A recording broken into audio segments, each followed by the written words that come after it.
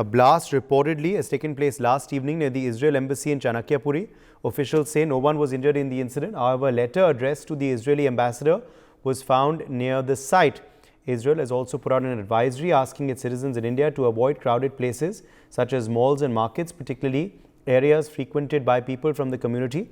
It also asked them to stay alert and avoid externalizing Israeli symbols. Tel Aviv said that the explosion near the embassy is an attack. Meanwhile, the attack site has been examined by the bomb squad, NI and Delhi Police Special Cell. This comes a couple of months after an ex-Hamas chief was given safe haven in Kerala, and also after the Kerala Chief Minister failed to recognize Hamas as a terrorist group and instead called them fighters.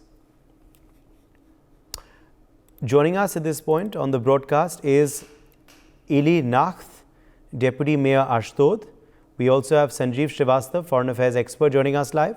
Sumit Peer, political commentator, is live with us. Madhav Nalapat, editorial director of the Sunday Guardian, joins us live as well. Eli Nacht, let me begin with you first. What is your first reaction to this incident? How concerning is it for you?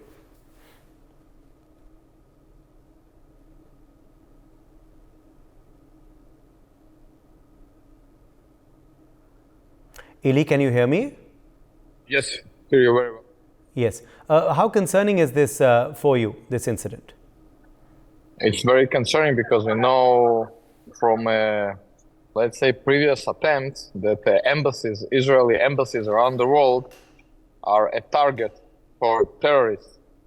And we can remember what a tragic terror attack happened in the Israeli embassy in Buenos Aires in '92 and in other embassies. And of course, I also understood that there is found a threat letter close to the embassy, close to the place where the bombing and occur. So unfortunately, I think that people, the Israeli people, Jewish people, depends who are they trying to target. There are people who need to be very careful all around the world. The war that is going on right now in Israel, it's not just going on in Israel, but it's also going all around the world, unfortunately. So the Israelis need to know this and take all the measures that are possible in order to take care for themselves and be careful. And this is a worldwide threat, because we need to understand that when they're trying to aim and target maybe some strategic objects or Israelis, in the end, of course, innocent people and also non-Israelis and local people, of course, might be hurt. So those terrorist organizations and those terrorist attacks are a threat to all humanity, to all innocent civilians. Yes, also, who would your suspicion be on right now? I know it's very early to say, but who would your suspicion be on? Because it's also led now to an advisory being issued by the Israeli embassy and by Israel to its citizens in India to avoid crowded places, to be careful. Listen, the name of this specific terrorist or the specific organization are almost irrelevant, because we all know that the brain and the money behind all the terror attacks and behind all the threat and the whole instability around the world is Iran. So it doesn't matter if they're activating Hezbollah, if they're activating Hamas, if they're activate the Houthis in Yemen. It doesn't matter who are they activating, who are their messengers and representative. In the end, the brain and the leaders of all these terror attacks in the past, in the present, and unfortunately maybe in the near future are sitting in Iran. It's Ali Khamenei, it's the president of Iran, the leadership of Iran, who are trying to do whatever they can to tell the people in their country that their miserable situation, all their economical problems, all their intern this stability in Iran, the one to blame is the United States and Israel. This is their strategy. That's what they're trying to do. Instead of dealing with the prosperity of their civilians, of their people, they're trying to find the guilty ones outside Iran. And of course, the immediate enemy is Israel and the United States. And of course, we will not let it be. And this kind of threat in the future, we need to defend our symbols as embassies. We need to defend our citizens. We need to defend our nation. And that's what we're doing right now in Israel. And it proves us once again that we need to do it not only in Israel, but all over the world.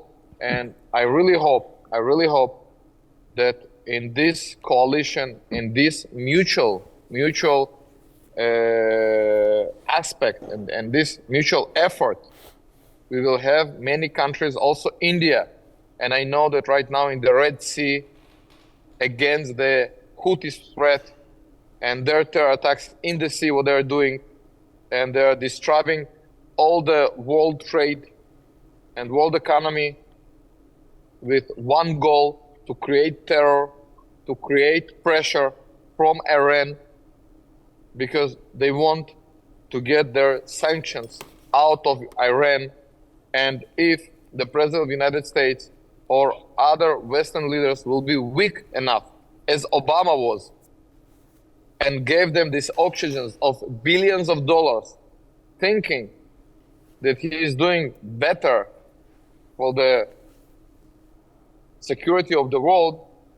So now we understand that it was a mistake. In the Middle East, unfortunately, in the Middle East, all these tyrant regimes need to understand that they afraid and they are consider only power.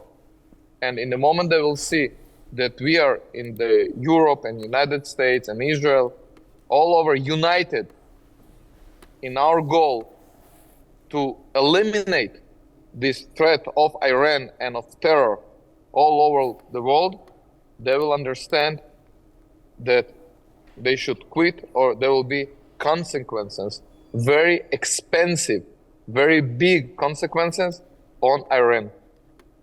If they don't feel it, and they will think they can get more pressure, and out of this pressure get more benefits to their country,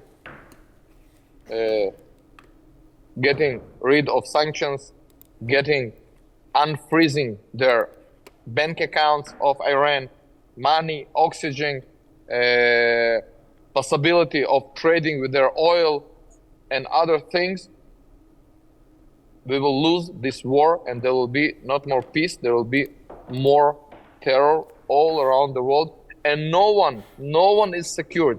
Not people in New Delhi, not people in Jerusalem, not people in London, and not people in Washington. Right. Let me also bring in Sanjeev Srivastav now at this point. Sanjeev, there is still, not complete clarity on what really transpired last evening there in Chanakyapuri in Delhi. But reportedly, 2 suspects have been identified with the help of CCTV footage. Obviously, India is taking this very, very seriously. What do you make of what really happened and the aftermath, Sanjeev? Well, I think matter is under investigation, and only after thorough investigation, facts will come out, and then we can say in certainty what was who was responsible for it. But one thing is quite certain, that Israel is being targeted, and there are certain state and non-state actors. There are certain interest groups and individuals around the globe in the international community. They are attempting to target Israel, and rather they are attempting to isolate Israel in the international community, and that is quite certain. In my assessment, the Hamas, the terrorist organization, which carried out the attack on Israel on October 7, was clearly a big attempt they made to isolate Israel in the Middle East region. They wanted to disrupt the normalization process which was going on between Israel and Arab world, and the way the Sunni Muslim worlds, they were recognizing Israel one by one. UAE had already recognized it after the Abraham Accords were signed in 2020. And after that, this normalization process which was going on, these terrorists, they wanted to disrupt that normalization process. They did not want to see Israel, becoming having a normal relationship with the Arab countries. Particularly, in my assessment, Iran could be behind all these kind of conspiracies. It appears to be largely backed by Iran because Iran is a Shia-dominated country, and Sunni Muslim countries, they were recognizing Israel, and there was a talk going on between Saudi Arabia and Israel too for a big deal, and through which Saudi Arabia would also have recognized Israel. So I think the Iran and the Iranians backed various terrorist organizations. They did not like it, and they carried out a big attack on Israel, and they attempted to disrupt this normalization process. But since their conspiracy is exposed now, and also let me say that there are certain interest groups and individuals around the globe. They attempted to narrate this entire October 7 attack as a kind of a war is going to be waged between the Jews and Muslims. What kind of a war which is going to be waged between Arab world and Israel. So this kind of narrative of a clash of civilization was also being propagated by the certain groups and individuals. And the attack in New Delhi, which has happened around Israel embassy, could be a terrorist attack. And I think this matter is under investigation. But the motive of this attack too could be to target Israel and to isolate Israel, and and to promote this the fake narrative that there is a war going on between the Jews and Muslims and Arab and Israel. So I think a big conspiracy is going on against Israel. But I'm sure that my friend from Israel, Ali, has very clearly said that I think Israel is determined to fight this terrorist out, and I think such terrorists must be decimated and destroyed. I think that's why it is essential to defeat Hamas. In my assessment, Israel will have to defeat Hamas. The terror, rule of terror, which Hamas is carrying out in Gaza from 2007 onwards, must be ended. And that is the first thing Israel will have to ensure. And also the terror outfit kind of a machinery they have developed in Gaza, that must also be decimated. Having said that, let me say the last word here, that while Israel goes ahead, and Israel must go ahead with the war against terrorism, war against Hamas, they will also have to take care of the civilian population there, and also they will have to make sure that this war does not get escalated into a regional conflict, because there are also conspiracies being hatched by the Houthi and Hezbollah and other terrorist organizations to escalate this entire conflict at the regional level, and that also has to be prevented by the responsible nation. Israel is a prime responsibility, but I'm sure that India, United States of America, and other responsible nations, they will not allow such terrorist organization to escalate this conflict at the regional level. And that is why our Prime Minister, Sri Narendra Modi, yesterday, he spoke to the leadership of Saudi Arabia, and he has been speaking to the several leaders of the world and the leaders of the Middle East region. Prime Minister Benjamin Netanyahu himself keeps updating our Prime Minister Sri Narendra Modi about it. So I'm sure that Israel is fighting this war in a very responsible way, very professional way, and I'm sure that Israel will ultimately be victorious. Yes, Sumit Peer, come in here on on of course this shocker that has been reported. How seriously this latest threat should be taken, Sumit? Uday, thanks for having me on your show. First of all, let's be clear. Israel is in a war of existence. There are people, there are countries, there are forces who say we will eliminate Israel from the planet Earth. There are organizations, terrorist organizations like Hamas, who say that our duty is to eliminate every last Jew from planet Earth. I mean, that is the reality. That is the Hamas charter. I'm not making up things here. So what happened in New Delhi is unfortunate, because the bomb was planted in such a way they wanted to send a message, look, you are not safe even in New Delhi. And looking at the track record, it is the third incident which has happened in India. I remember there was a sticky bomb which was put on the back of a car of an Israeli ambassador, where the lady ambassador got hurt, his wife got hurt, and fortunately survived. Unfortunately, there was not much of damage. That time there was Iran's hand behind it. Before that, this incident happened where we had Iranian hand. I don't know who has done it, but the prima facie suspect goes on Iran, because this is what happening. Look at the attack on Indian ships, cargo ships, which is happening in Red Sea, one after another after another. So who are Houthis taking instructions from? We know whom are they taking instructions from. Now, incidentally, that is the point number one. Point number two, Uday, there was a meeting just 3-4 days back where Nadeem Anjum meets the head of CIA, meets Nadeem Anjum and Asim Munir meets head of CIA, meets Anthony Blinken and meets Victoria Nuland. What was that meeting? After 2 days, we have a Punch attack. We have M4 carbine from the Afghanistan, dump of ammunition being used by the terrorists. How did this M4 carbines reach there? We don't know. What happened in that meeting? Who is doing that? And thirdly, if there is a Pakistani footprint found, then it is a deep state who doesn't want India and Israel to have good relations, who doesn't want India to stand with Israel, who wants Israel to open many fronts for Israel everywhere, even in their friendly countries like India. A lot of people are ached because Prime Minister Modi has broken the precedent. He has clearly said that we are with Israel, because Israel is not for fighting Muslims or Arabs. Israel is fighting these terrorist groups. Hamas is a terrorist group. Hezbollah is a terrorist group. Islamic Jihad is a terrorist group. Al-Halali's group. There are so many of them. There are 50 of them which operate in around.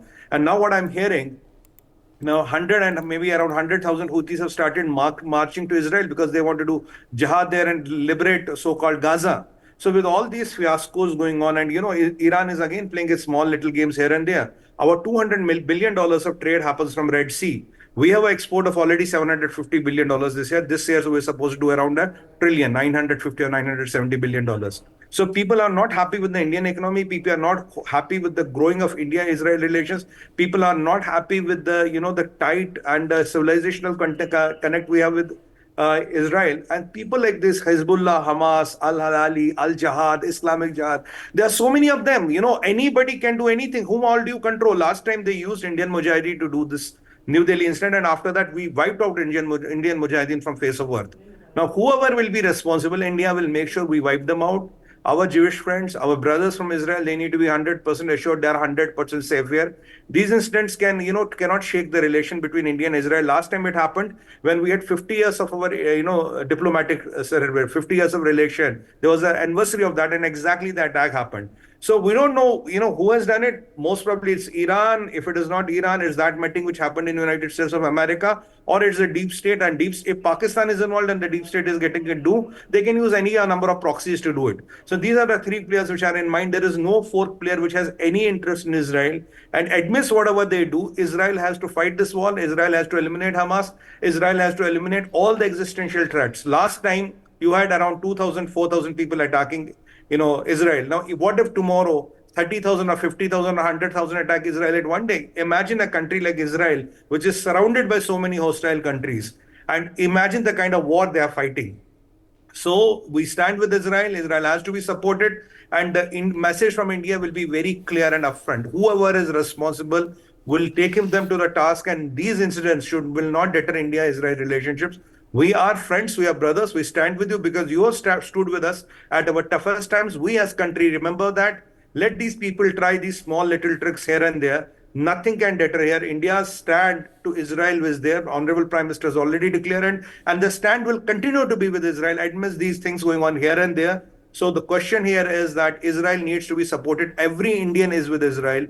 Every Indian wants Israel to win because the terror cannot rule. Even these Houthis have started attacking our interests, Uday. We have $200 billion of trade going from there. You don't want us to reach $1 trillion. Why are you attacking the cargo which is bound to India? The ships is not Indian, the management is not Indian, but the cargo is coming to India. And today Rajnath Singh ji has told us, today morning I was reading his post. He said, look, there are a lot of people who are not happy with this relation and India emerging as a power.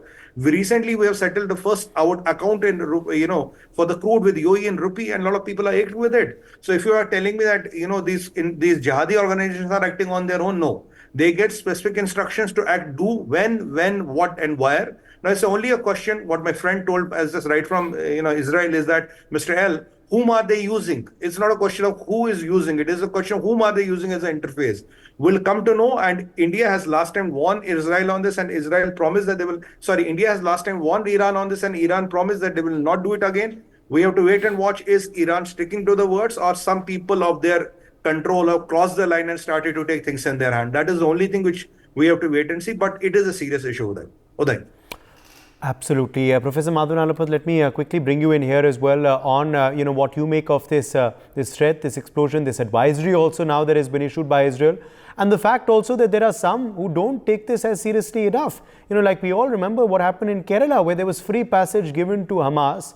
Surely this is something that we need to now take seriously, not just, of course, for the Israeli diplomat safety, but for our own as well. Well, I'd like to point out that it is my view that any individual who is linked to Hamas will find himself in serious trouble in India, in any part of India. Having said that, I'd like to say, Uday, that I fully concur that it's very, very important that Hamas, the military wing of Hamas, be completely eliminated. You have a lot of individuals calling for, an unconditional and permanent ceasefire. Many of them are well-intentioned. There are many in the United States, United Kingdom, other countries that have been named by our Israeli friend as being close friends of Israel, and they are, who are saying, no, please ceasefire immediately and permanently. I quite agree that that can take place only after the military wing of Hamas is completely eliminated. Having said that, I'd like to point out that it is important to distinguish between the Khomeinists and the Iranian people in general. The Iranian people in general, the overwhelming majority of them, are not very happy with the Khomeinists, and now you can call them the communists in Iran. Definitely not. And they do not support, for example, this policy of a single state solution in Palestine, in which Israel is eliminated. That's an absurd thing to say. And 90% of the problems that the Iranian people are suffering can be tracked to that one single major policy error, which was begun by Imam Khomeini, who, may I point out, had a very comfortable home in France for very many years before he traveled back to Iran in 1979. A very, very comfortable home where he was left completely undisturbed to say what he liked, do what he liked. So it's a complicated issue. It's not a black and white issue. But the reality of the situation is that clearly somebody with a very negative mindset planted this kind of an explosive device. Otherwise, and that letter is evidence that it was possibly intended as a kind of a message to the Israeli embassy. But I'd like to repeat what our friends here are saying, that India is one country where across the millennia, the Jewish community has been safe, completely safe. I think very few countries in Europe can claim that. Very few countries. And the reality of the situation is that continues to the present day. And I'm very confident, as has been said here, that our security agencies will get to the bottom of whoever has carried out this kind of a dastardly act and ensure that those individuals are brought to account for this kind of an action. Because yes, I fully agree, Israel is a very good friend of India. So, by the way, are the UAE and Saudi Arabia. So, by the way, are several other countries, in the region. It's not just Israel that's a good friend of ours. The Gulf Cooperation Council members are all very good friends of India, excellent friends of India. So I am very certain that whoever has carried out this dastardly attack will be identified and will be brought to book. And in the meantime, I am also completely certain that the Jewish people are safe in India. And we have had a history in my state of Kerala. The Jewish people have lived peacefully for millennia. And some of the most beautiful synagogues in the world you can find, for example, in Kerala. It's an amazing culture, a very vibrant people, and if I may say so, a people that need to be admired. They have gone through unendurable suffering, especially in Europe particularly, unendurable suffering.